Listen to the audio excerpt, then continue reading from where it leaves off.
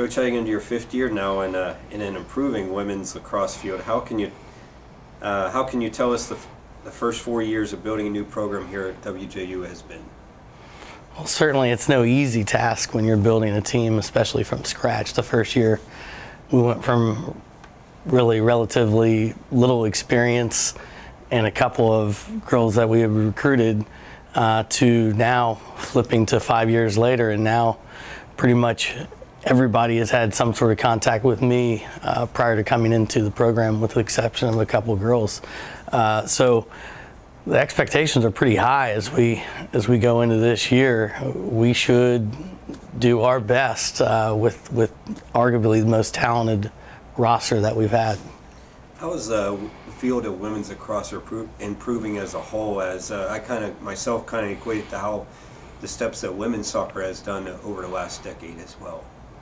Well, it's growing as a whole, and not just within the NCAA level, which now I think there's up over 100 teams just at the Division II level, 300 teams, over 300 teams within Division III, and I want to say maybe 75 Division I teams. But within the landscape across the U.S., within the high school, you've got a whole bunch of teams within the high school level, and then the club level has just blown up, and it's not necessarily just a game that's the East Coast hotbeds of New York and Maryland, but it's all over. Look at our roster, and we've got girls from 10 different states, 2 Canadian provinces, so you can get girls from anywhere.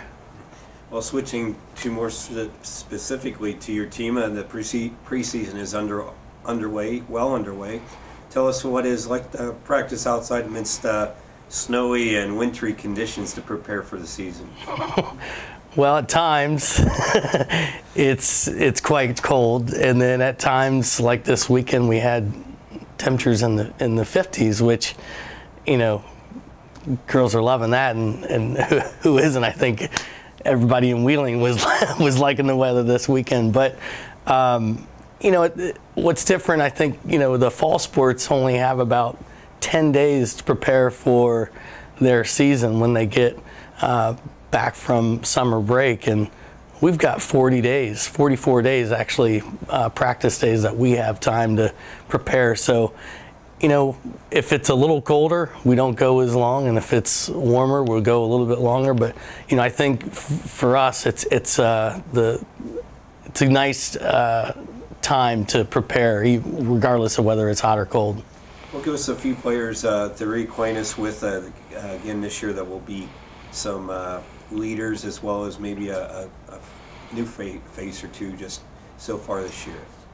Well, we returned pretty much everybody, so we only graduated 2 players from last year, and so we've pretty much everybody that started last year is back, which includes Jessie Tufnell. She's a senior, 70-point scorer over her career. Elizabeth Hales, another 70-point scorer that's back. Both of our other 2 attackers, Paige Plessich and Corey Hickman. What's exciting is some of the freshmen that we have coming in, which will help us out within the midfield. So now we'll be able to go 6 deep. A couple years back, we've been a little light at the midfield level, and we've only had about 3. And where that kicks our butt is when we get in the second half and we start to wear down. And I think it's going to be a little bit of an adjustment for some of our juniors and sophomores to get used to having depth, but to be able to be a high caliber team, and that's going to be able to run with a lot of people, depth is necessary as well as talent. Well, we'll look to talk to you more as the season gets even closer, but tell everyone when you take the field for the first time and where that will be, and get all your preparations on there. We'll be heading down for spring break starting, February 27th. We'll head down to South Carolina, and we'll open up with Newberry on the 29th. And we'll have 4 games on that spring break trip. After Newberry, we play Montreat, then we play Belmont Abbey, and then Wingate to round out that trip. And be a nice little excursion, see how we do, and see where we are as we head into the middle of our schedule.